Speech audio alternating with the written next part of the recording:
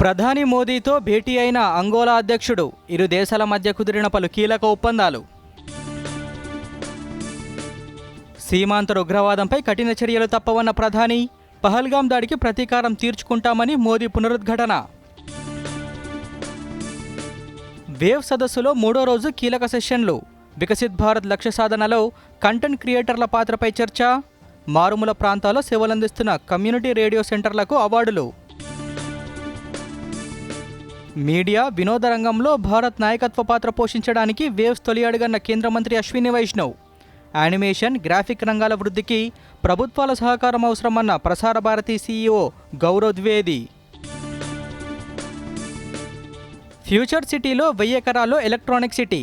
ద్వితీయ, తృతీయ శ్రేణి పట్టణాల్లో పరిశ్రమల ఏర్పాటుకు రాయితీలు ఇస్తామన్న మంత్రి శ్రీధర్బాబు. మెరుగైన రహదారి వ్యవస్థ ఉన్నప్పుడే పెట్టుబడులు వస్తాయన్న కిషన్ రెడ్డి. రాష్ట్రంలో గత 10 ఏళ్లలో 2700 కిలోమీటర్ల జాతీయ రహదారులు నిర్మించామన్న కేంద్ర మంత్రి. ప్లే ఆఫ్ బర్త్ లక్ష్యంగా చెన్నైతో రాయల్ ఛాలెంజర్స్ కీలక పోరు. టాస్ గెలిచి ఫీల్డింగ్ ఎంచుకున్న చెన్నై, ధాటిగా ఆడుతున్న ఆర్సీబీ. హైదరాబాద్ సహా పలు జిల్లాలో ఈదురుగాలులతో భారీ వర్షం. మరో 2 రోజుల పాటు ఇదే పరిస్థితి కొనసాగుతుందన్న వాతావరణ శాఖ.